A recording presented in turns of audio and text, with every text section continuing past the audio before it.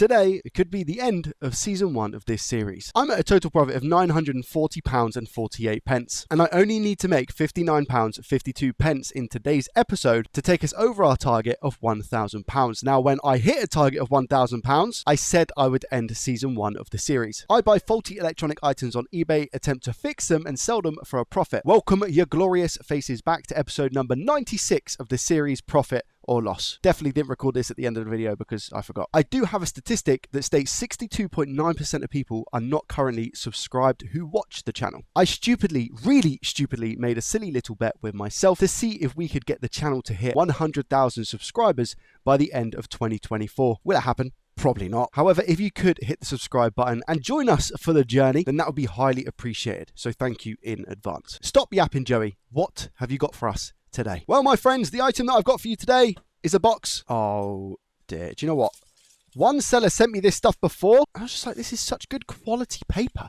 And you're using it. I think it's stickers. And they're just using it as fill-in. Lord above. Somewhere inside that absolute rat's nest is a PlayStation 5. Disc edition. I paid a grand total of £170 for this PlayStation 5. If I can manage to fix it, I think our profit may just tip us over the edge. Maybe not. I don't know. It'll be a close one. Story is it has no power. So as always, let's test that. Straight to the overhead scene. Let's just make sure. Now, unfortunately, I do have reason to believe, and I think it's factually true, that this console has been opened before. But statistically, I think people have told me more so that they enjoy watching me fix other people's mistakes than brand new consoles. I say brand new consoles, I mean ones that have been opened before, which is fair enough because you like watching me struggle. I understand that. I get it. Let's see what happens. Oh, wait. There's no way this works. There's no way this goes to a white light. If it doesn't go to a white light, I know what happened recently where I had one that had a blue pulsing light of death and just didn't decide to boot. And obviously, as you've probably seen on the channel, I think maybe a week or two ago, it was a faulty SSD that was inside the console. I doubt I'm going to get that twice in a row. However, the fact that it's just blue light of death at the moment, just pulsing blue lights, is a very weird one. We're not going to a white light. Reason to believe it's some sort of memory issue. Yeah, as I said, I know that it has been opened before. That looks like the incorrect screw has gone back. Slightly annoying is the fact that it says, here we have PS5 console edition, no power. Now, I can kind of understand from a fact they mean no power in the sense that, you know, it's not going to a white light. But my personal description of this unit would be, press the button, it beeps, turns on, stays on a blue light. Is there going to be an SSD? I should probably see if I get an image first, right? Does it go to safe mode or something? No, we get no display to confirm. I'm missing screws here on the fan as well. Right, let's turn it off. I'm going to have to hold it down for a very long time, I think, with these ones.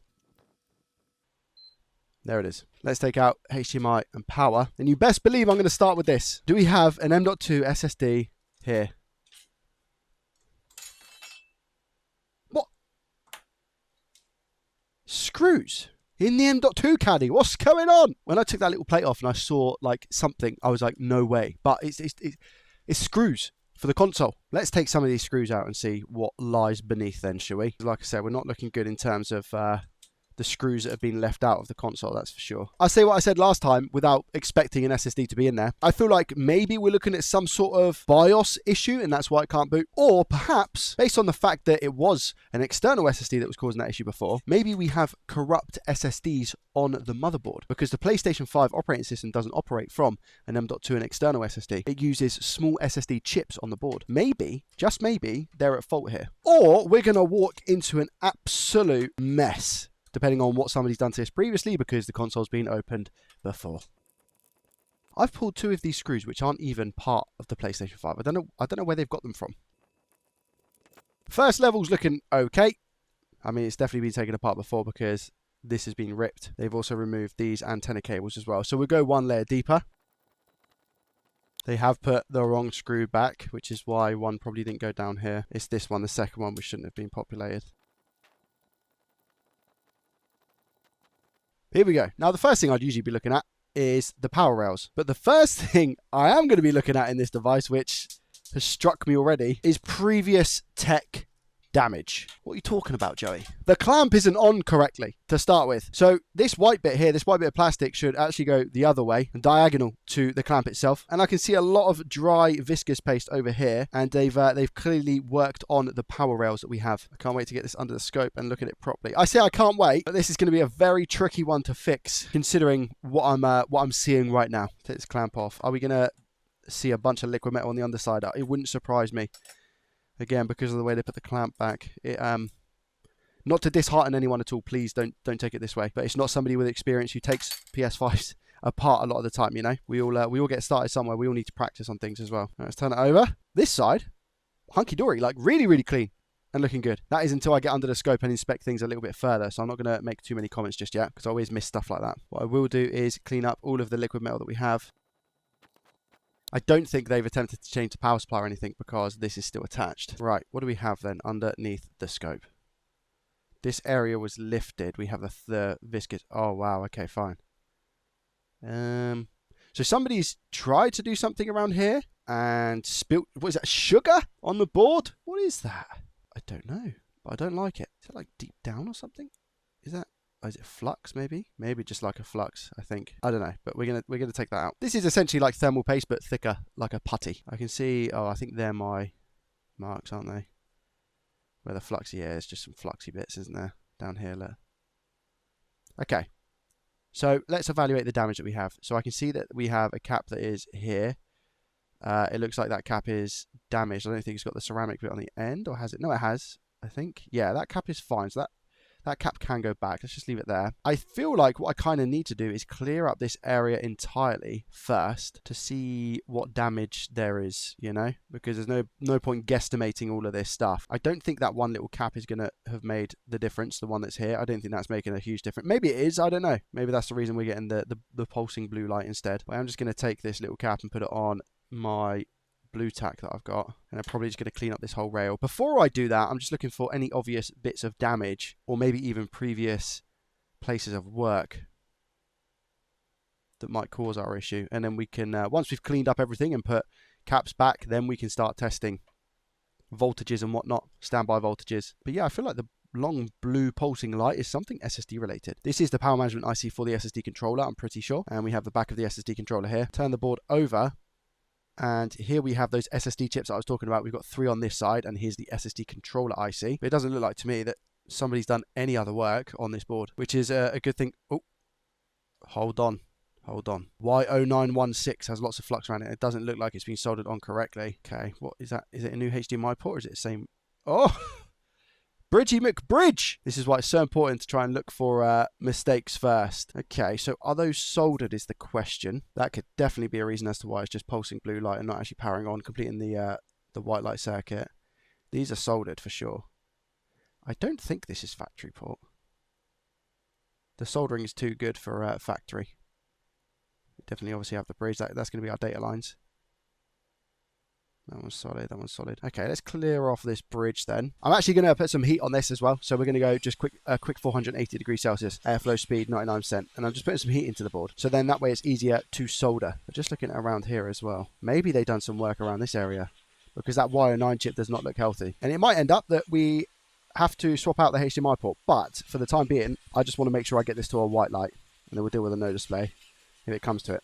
That's moving the air quite rapidly here as well. But you can see that's getting warm. So what I do now is apply some flux. Just a tiny bit to clear that bridge. It's literally going to take one tap. We'll just grab our soldering line. Make sure we get the beep. There it is. And just a little tap. There it is. I can quickly go over these. I mean, they're fine. But yeah. Crazy if that was the issue, by the way. I don't think it's going to be. But that would be insane. Or maybe they went ahead and fixed the no power issue, which is what they done on that 12 volt rail, but it doesn't look like they've replaced any chips, so can't really be the case. There we go, bridge be gone. So we don't have any bridges on that port anymore, and that's a solid port. I have reason to believe it's also factory because it's still got this bit on the back. So I don't know how that solder's ended up there, whether somebody's just gone over the pins, you know. Back to our main area of focusing. I think the best way to clean this area is a bit of IPA and a toothbrush, in all honesty. As horrible as that is. And just go through my tweezers as well and get off the loose stuff. Make sure I don't ping off any other caps here. I don't think I'm going to need to go any further in this because it doesn't look like they've gone any further, you know. And you can tell that because we don't have heat marks on the caps. If we go down here, you can see that the caps have burnt plastic. So clearly they were working in and around this area, which is why we have the missing cap here. So I just clear off some of this. I think we can stop at this area. Here we go. It's probably the best we're going to get it, I think. We'll just put this little cap back. First, I need to obviously see what I'm working with. I think, is that going to be okay? Come in with a slightly thinner iron here to see if I can get some nice joints here. There we go. And try and get this cap back on. To be fair, it looks like the only component that is out of its place is this cap. Does that cap go there? Yeah, it does. Let's let it solder, so it's not going to take too long. He says. Oh, maybe that ceramic bit has come off there. I think it has. Yeah, it's lost the metal bit at the end, so I need to replace it actually. By the way, the best way that I've found to replace stuff down here is I actually use the SSD cover, and literally it's a perfect fit to cover the caps just to ensure that they don't expand and blow up. Right, here's our replacement. Let me see it move into place in a second. Not that way. That is not your home. Your home is back there. There we go.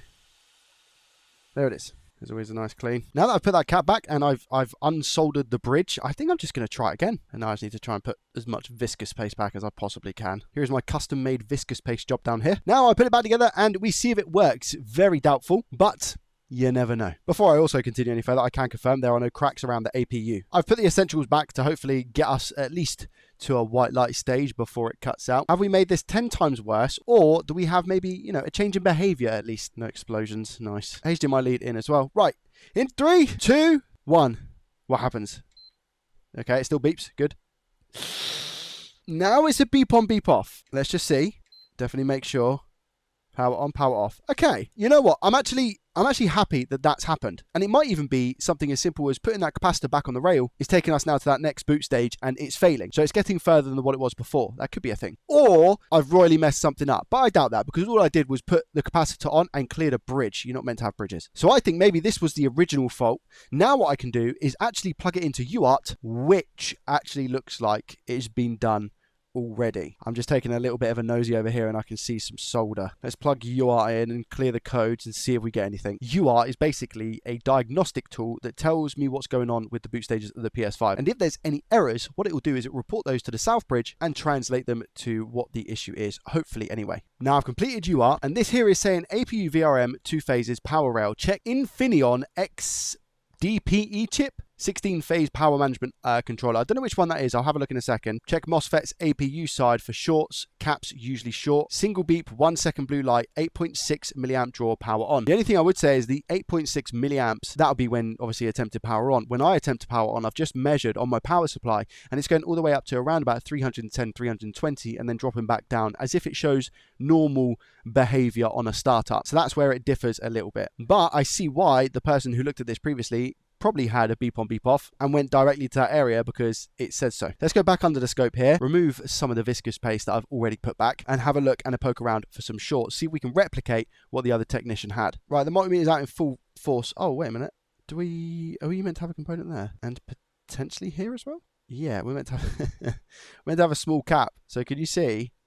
I'll move this over. We got a cap here and a cap here, but we do not have a cap here and a cap here. Maybe those areas were shorted. Now it did state to check the 16-phase PWM controller, which I don't know if it's this one. I am a little bit out of my depth here. What's the reading on that? That is not the XDPE, is it? No. Is this the phase controller, this big one? Yeah, XD. Okay, fine, right. This is the big chip then. So I know I'm missing 2 caps down here, so that's where I'm going to focus my attention, I think. That makes sense, because maybe the previous technician had a short there. Multimeter in continuity mode, aka beep mode. And there we have the beep. Right, let's see, shall we? Any shorts on these bigger caps? No. Up here? No.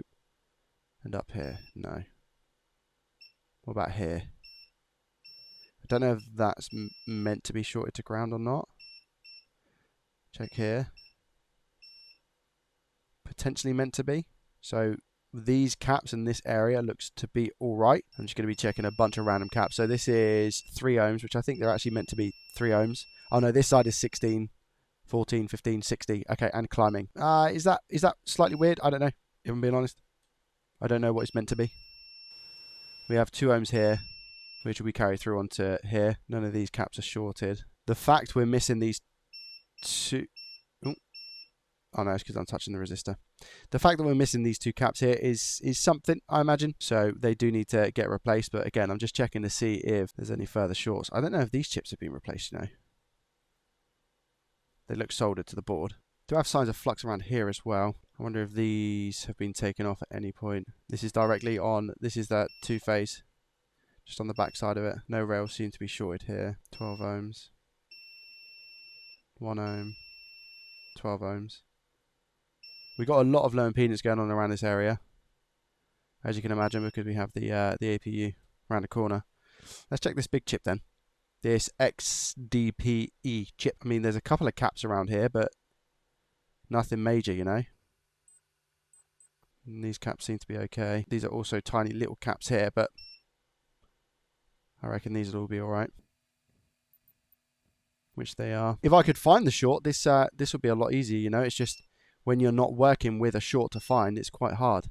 But yeah, we definitely don't seem to have a shorted component anywhere. So unless maybe in some miracle it is something with these little caps down here. Again, I doubt it. Because what I could do is isolate the short on the back of the board by taking off one of those inductors. But again, there is no short. These chips are definitely on the right way. I'm just doing basic checks as well. Yeah, these chips are all on the right way. And you can tell that by the arrow up here and pin 1 on the chip, the little circle. You see that? That indicates pin 1. It lines up with the arrow. Right, let's clear these 2 bits up then.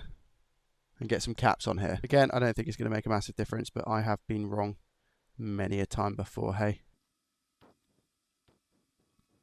This one, a little bit tougher because of the fact if I put the shield there, that's where the shield usually rests. So I'm pretty sure it kind of covers it. Just, yeah, it does. So I'm going to have to do this without it, unfortunately. Which basically means not good because those caps are going to be lethal.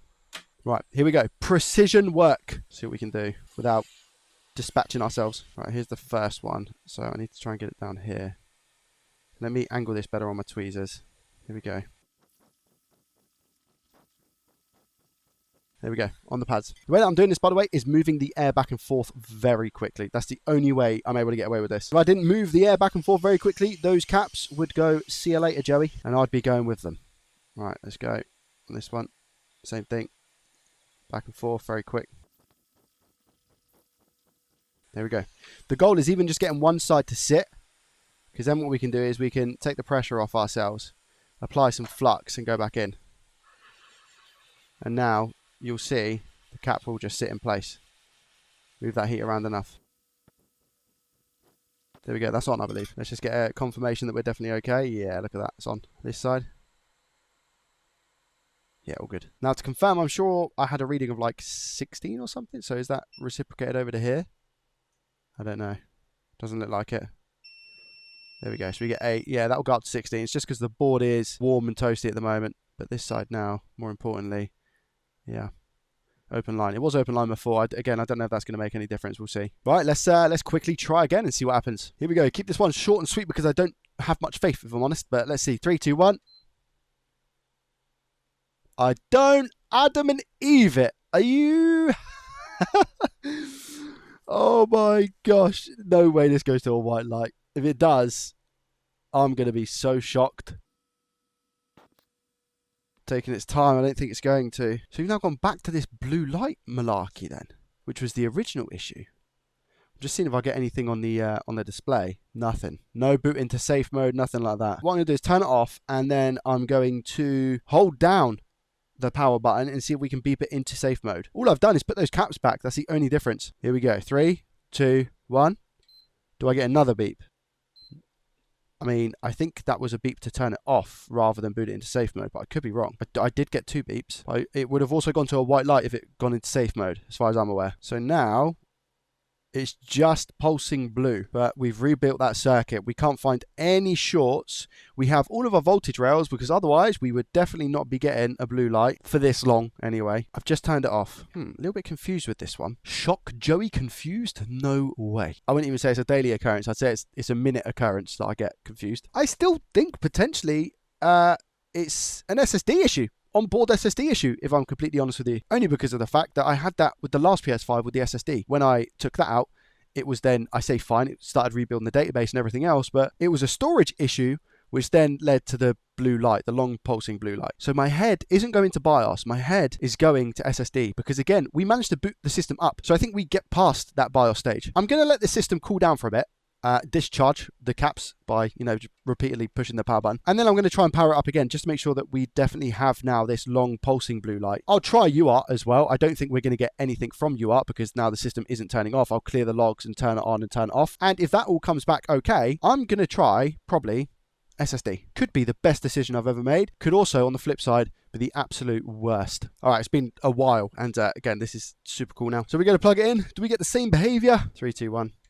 Yeah, we're just going to get blue light, aren't we? Strange how I had that at the start and then replaced a few components. Then it went to a beep on, beep off. And then I replaced some more components and now it's beep on, stay on, do nothing. As suspected, the only one that I get now, the only code is this 140 and it says APU halt no response. So forced power off via power button, which is exactly what we've done. So I've scoured the board. I can't find any shorts. I don't think it's the SSD controller IC. It could be, but I don't think it is. Same with the South Bridge. I don't think it's that either. You might be thinking, but Joey, you had obviously all the issues down here. So why don't you focus your attention mainly on the power rail? It's a very valid point, but looking down here now, I can see all the components that are on the board and there doesn't seem to be anything else missing. Going off of purely my experience with this issue in particular, I have reason to believe it's either going to be the APU itself or the SSD chips. Also, whilst I'm here, I am just really quickly checking this Y09 because I remember it just not looking like it's soldered.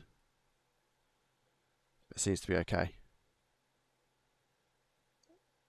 from what I can tell. So if memory serves me right, we have the SSD controller here and I can remove these two first, which is exactly what I'm going to do. I need to make sure I have the exact SSD as well. So SEC 107 is what I'm looking for. What do we have here?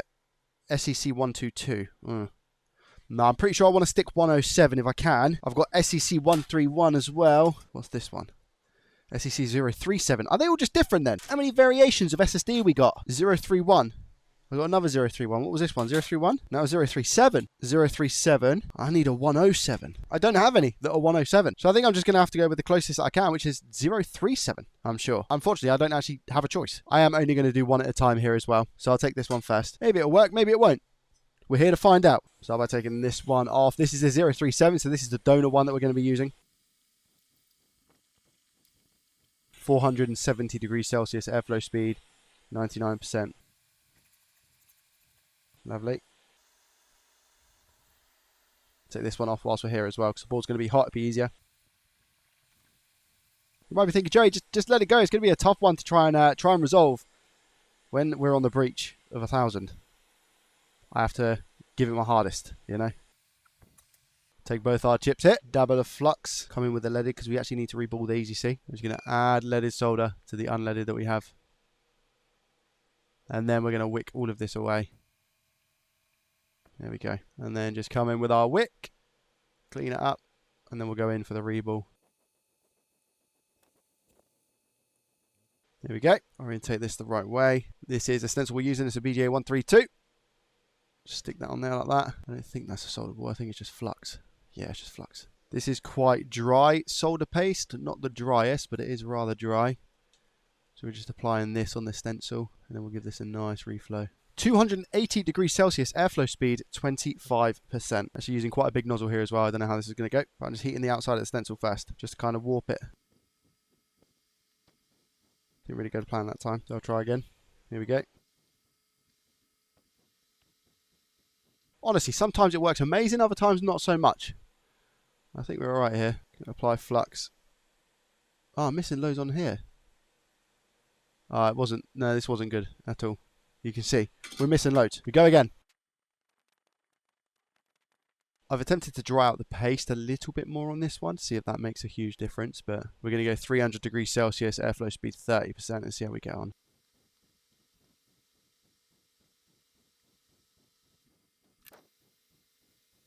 Oh, wait a minute, it's because... okay, hold on. I've got my bearings completely wrong here. There's two types of SSDs on the PS5, and what I'm meant to be using is this stencil here, actually.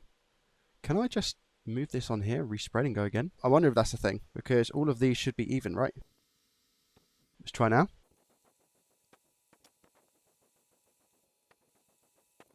I think we're going to be okay. I think I've managed to save that, luckily. But that's why it looks so different on the first reflow that we did. Silly, silly Joey. Apply some flux. There we go. Nice. And reballed. Just do this one now, which theoretically should be quicker. And there's the second one as well. Okay, we are good to go. Just taking, this is the I forgot to press record, but this is the one that we've just removed off the board we're working on. So I'm now just adding leaded solder to this now, so I can wick it away. There we go. Now coming in with our wick. Again, the technique I personally like to use is I glide the iron using the wick, like a push and pull sort of technique. Somebody asked me last time, do you not burn your fingers? I think it might be because I'm wearing gloves that I don't get as much as a burn as what other people do. I could be wrong though, and maybe it looks a lot closer than what it is under the camera, under the microscope, sorry. Right, let's clean up, see where we're at. The flux, as you can see, has gone like a bit of a glue, right? So we just come in with a little bit of heat here. No IPA just yet, a little bit of heat, come off. And now we wipe up. A little bit of IPA. Now I was using a bit of a smaller soldering iron tip there, which I think is a mistake, because as you can see we've taken off just a little bit of solder mask up here, which is fine. A little bit of solder mask there. That's now been cured as well. Put some heat back into the board. Here we go, 460 degrees Celsius, airflow speed 99%. Plant our SSD on top. There it is. Make sure we're in the realms of everything, which I think we are. There it goes. If I compare it to the one that's next to it, it's already, yeah, you can see, look. It's just inside those perimeters. Should be okay. And now we just go for the reflow. And then we're going to test and see if that has fixed our issue. Coming with a flux now, because that will be soldered down to the board. We'll give it a little tap. Make sure it's in place, which it is. Final flow off. And now we just need to give it a thorough rinse and clean. So I'll just give it a flush. Now we do a little inspection, just to make sure it's soldered onto the board correctly, which it definitely looks like it is. This should give us a better look. Yeah, nice and soldered on. Looks good. Now we can give it a test. If I had like a hope level, I would say that it's pretty much down here at the moment, where it should be like up here, soaring high. It's not. It's pretty down in the dumps. But these are the moments that make a great repair. Power in is, have I completely dispatched this machine? Or are we going to have the same error or a new one, perhaps? 3, 2, 1. Blue light. So we have same behavior. Now we just need to wait and see if this goes to a white light. Kind of means that I think I've done my job correctly when it comes to replacing the SSD, which is nice. Just what's going to happen. Still the same. Blue light, doing nothing. Quickly might be worth checking the HDMI, see if anything's coming up. But like I said, if it goes into safe mode, I'm pretty sure it should display a white light anyway. It's locked on the monitor, so I can't see anything right now because I have a black monitor in front of me. So it's locking on to something. Let me just try safe mode now. See if I get that second beep. There's the second beep. Should have like an instant white light. It's just not happening. Before it's too late, I am just going to try it really quickly, my thermal camera. Something I definitely should have tried. More so when the console went to like a pulsing blue light phase. You know, I should have tried it then. But it is what it is. And pushing power now. What do we get? RAM, 40 degrees. Yeah, everything looks normal. Nothing looks like it's reaching a real bad temperature. 43 degrees on the RAM. So half of the rails down here don't have viscous paste on, which is why these ones look hot and these ones don't, so that's fine. Yeah, everything seems to be relatively normal. The hottest thing is this piece of RAM, 46, so's the SSD controller. I'm not worried about anything here reaching silly temperatures. They're all trying to do their jobs. The next one I'm blindly looking to change is actually one on the back. And the reason behind that is because I did change the other one that you're meant to change before, and it gave me a blue light of death until I swapped it back. So I'm just going to take this one off and replace it and see what happens.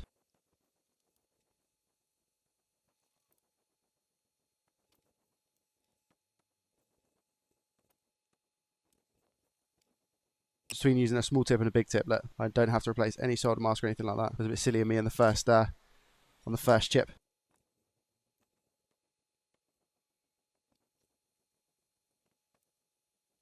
Again, I'll give it a nice clean and then we'll test. Just to confirm also that this one is looking good. Here we go. Ready? 3, 2, 1.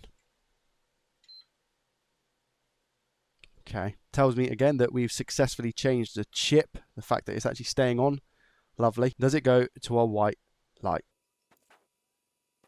Unfortunately, still the exact same thing. I don't think it's a power supply issue. I don't think that at all, so I'm not going to bother changing the power supply. I'll try one last time to put it into safe mode. And again, I've spent a good few hours on this one, so I think it's probably going to be best to call it quits sooner rather than later. Can't get into safe mode. I'm just weighing up whether A, I need the parts, or B, if I should just sell it back on eBay and take a little bit of hit on the profit. If I take this for parts, I'm minus £170, or I put it on eBay and I probably sell it for around about, I'd say from the work that I've done to it, around about 120 to 130. So therefore I'm losing probably around about £40 or so after you take into consideration the eBay fees. Honestly, I've actually got quite a lot of PS5 stuff at the moment. So I think I'll go for the sell it option, and I'll say that I'm going to sell it for 120, I think, which obviously still massively sucks because I really thought today might be the episode. Saying that, it's not going to be a huge loss. Let's head on over to Sally to double check. So I paid 170, sell price 120. Bigger than I thought, to be honest. So we've actually lost £60 in this episode, minus £60.80, but I definitely don't need the parts. I've got